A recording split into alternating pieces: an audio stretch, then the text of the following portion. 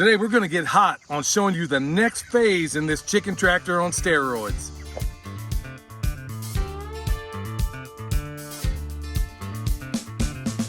This is Perma Pastures farm in action, where permaculture is. All right, so it's about week number 5 in the system.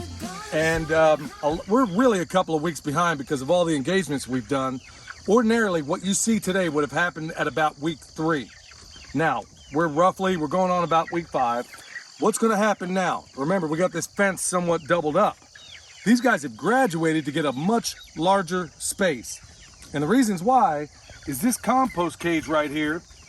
We're gonna disassemble it and we're gonna reassemble it about where that chicken tractor is right now. And the stuff in here, we're gonna turn it and the chickens are gonna love it. Actually, in the past, they've loved it. I've never raised these ginger broilers. I'm not aware of their foraging. I've been told that they forage well, but I've been told other birds forage well too. This is where we find out. They're gonna have to, because if they want protein, this is where they're gonna have to get it. I have yet to see a chicken that didn't work in this system. All right, with that said also, y'all, I wanna give a shout out to Black's Tropical Homestead. Check out this ballin' shirt, y'all.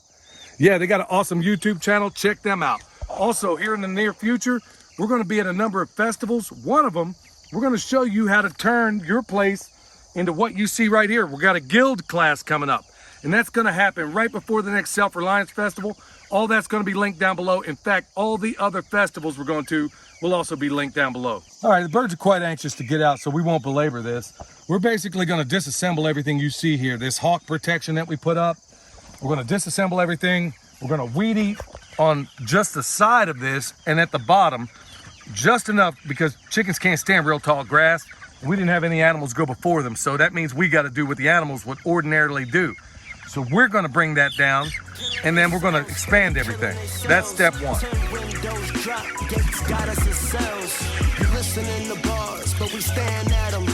What's your sound opinion to a sparkling atom and fathom?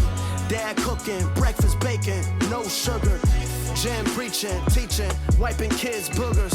Fan protector, respected, house full of rogers. This the feeling that I really wish I had sooner. Baby's mama and a mama, that's a different gen. They hit the gym, trap music fills them within. I'm wrong for dropping. All right, 2 things unfolded. We basically we had it a very narrow band before. Now we've widened it a little bit and made it longer as well, but I didn't give them the whole net yet. It's still little, and there still might be the threat of a hawk out there, so I still want to keep them. I want to give them just what they need right now until they get much, much bigger.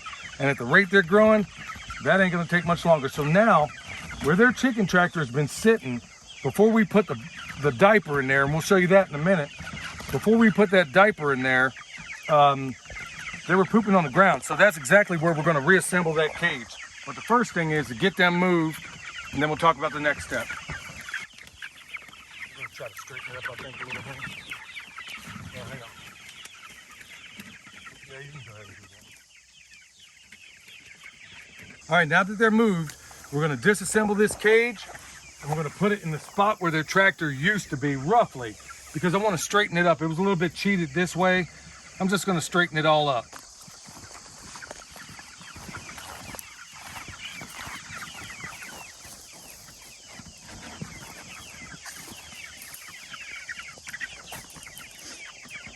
Where'd you get that snazzy Leatherman holder? I talked about it last night in the live. That came from John at Special Operations Equipment. The first time, I've said it before, honestly, this is the first one that didn't break on me in no time flat. How many have you bought for me, honey? Quite a few. And also my t-shirt, Amanda sent it to us. And also, if you're looking for a hoodie, they have the best hoodies ever. So you might want to stock up. Yeah, good fabric too, y'all. Because fall's coming. That's yeah, right. So Mom would know about sweatshirts. Yeah, man. I mean, she'll wear them things. It'll be burning up in the house, and she'll still have a sweatshirt on. So now, if by burning up you mean it's 65 degrees in the house. Yeah, that's burning up. So now, hey, y'all. Next thing, because we're building a new compost cage, Michelle's gonna wet this thing down thoroughly. Okay, we're giving you step by step, y'all. We're not treating anybody. I hope you don't think we're talking down to you, because that's never the case. There's just a lot of people at different skill levels that may not know this. So we're going to spell it out with all the questions that we got from the previous iteration so you can see it. birds are still in there, first things first is saturate this pretty doggone good.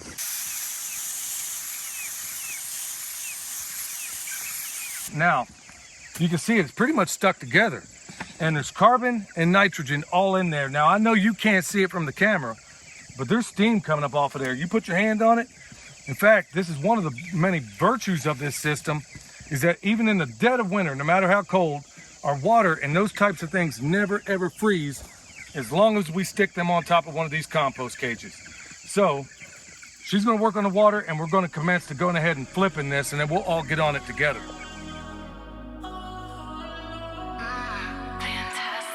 I'm just a node according to them, trapped in encryption, just trying to ascend, blending parts, it's hard to pretend, swimming against the current of trends. All those those woven construction bags basically had Coco's rubbish from where he chills out at night. Now, that's all in here. Over here, we got a compost pile. Clearly, it's just been turned. Now, this thing was already active.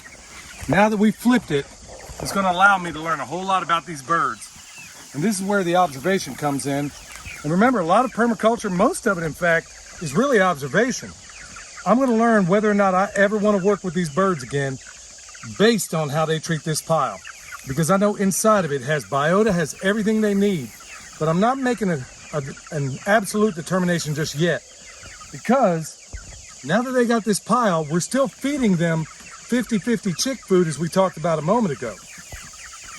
Now, we're going to eventually get to where it's just food scraps and mostly carbohydrates. So all the protein they derive, if they get any of it, it's going to have to come out of here. So that's the beauty of it. They're going to scratch this stuff out. And we'll get them out here, we'll get them fed. They're probably going to go to their pile first, but we're going to see how they behave around this too.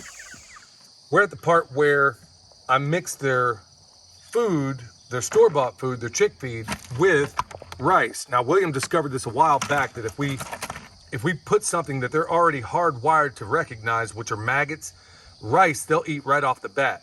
Ordinarily, I would have done this at about the 3-week mark, but we're at 5 weeks. We were busy, so it doesn't really matter. So at this point, all I'm going to do is put equal amounts of this along with the rice, all the way up until I get the weight that I need. All right, so I've picked them some comfrey, and they absolutely love it. Whenever I throw comfrey in here, which is usually every day, they just completely clean it off. It's got a ton of vitamins and minerals in it that they need. All right, y'all, through all this, of course, I'll just toss it in there. She'll spread it out because they like to, you know. They like to what? Yeah, I don't know. Whatever personification you've attributed to them. I like to spread it out so all of them can get some. Yeah, well, this is 50-50 rice and their grub. And like I said, they're going to be completely off of that probably by the end of the week. And I could have, like I said before, I could have easily done this at about week 3 when it comes to these meat birds. So also the comfrey, whatever they don't eat, they're not going to overeat it. Whatever they don't eat is going to act as an activator for this compost pile, just as it is up there. You can see little shards of comfrey. We put some in here last night. You see what they didn't eat? Right there, they'll either eat it, but there's a whole bunch of it in there, especially the stalks, the things they couldn't eat. It's in that pile. Now we're just going to set up their planks, and they're big enough to where, this is why Cornish crosses, I don't believe, would ever work in this system, because they got to walk up these planks or they got to fly over to get into this compost cage.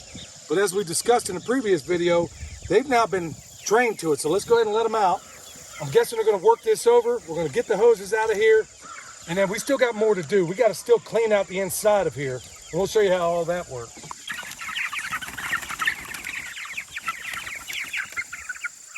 Okay, ordinarily, because this is their first time in this version of the system, I wanted to go easy. Just kind of ease them into it, even though they'd probably be perfectly fine. Okay, so they're working this cage over. They're out here getting water. We're at this much later than we ordinarily would be because it doesn't really do well to film in low light. So that's why we're doing that for demonstration purposes. If you want to see how much bigger these meat birds are, look at that black one in there. That's a regular layer. I don't know what it is, but they sent it from the hatchery. You look at him compared to the rest of them. I mean, he is a little pint. That's how quickly these guys grow. Now, what I have observed so far from these guys, they seem to have a sour disposition, especially when they're hungry. You know, and I guess that's kind of normal, but they're not the sweetest disposition, okay? But you can already see one up there. He's poking around. Others are probably, once they get their belly partially full, they're probably going up there. I see that as a good sign. Now, inside there, we'll walk down here and I'll show you what's currently in it. And the reason why I didn't do it the way I normally would. Now, inside here, we can open up the back, and there you see it. They got a bunch of carbon in there, which in the case of straw, it's some of that store-bought straw that I got right here. So it's some of that straw. We've never had any problems with it. Now, we will take this out and add it to that compost cage. Ordinarily, if I didn't already have the bull stuff, I would have done this first. But then I got to fight with the birds trying to get them out. They're not yet trained for that. So what we're going to do is we're going to let them eat for a while. Then we're going to take this out and then we're going to dump it in that cage, and then they'll just scratch through it and get whatever they want. All right, you know, one of the many benefits, remember zones, permaculture zones, we've talked about it extensively. So here it is, a little experiment as something of a centropic thing.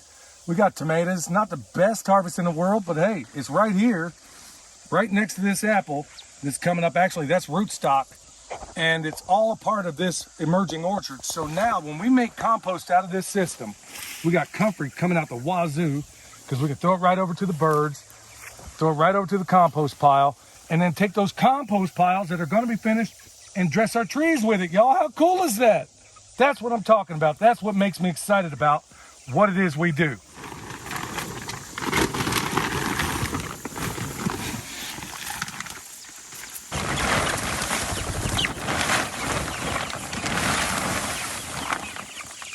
All right, now we're at that point where we emptied this out.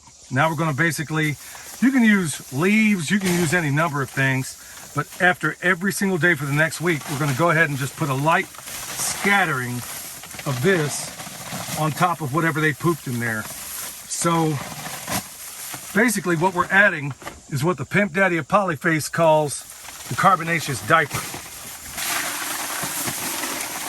All right, y'all, that's a wrap. I'm going to keep my voice down a little bit. Here they are demonstrating the kind of interest I want. And we even on this side, we see them climbing up here. So that's a good sign. So right now, they're not going to demonstrate all the interest in the world yet because we're still providing a certain degree of their protein through their feed. If they want protein, they're going to have to extract it right out of this pile here in the coming weeks. So now that they got a pile, this one up here is already, I like this one. Yeah, all mine were always fast learners in my family. So he's demonstrating all the necessary traits. So there they are doing exactly what they're supposed to do. And remember, you want to take time to observe. Also on another note, look, there is a fair amount of labor in this. Michelle has, for a long time now, been struggling with back problems, so she handles the water a lot of times.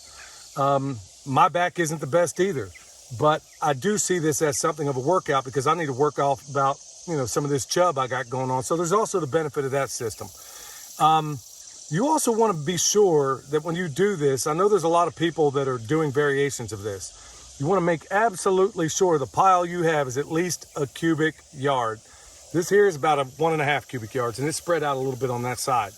All right, y'all.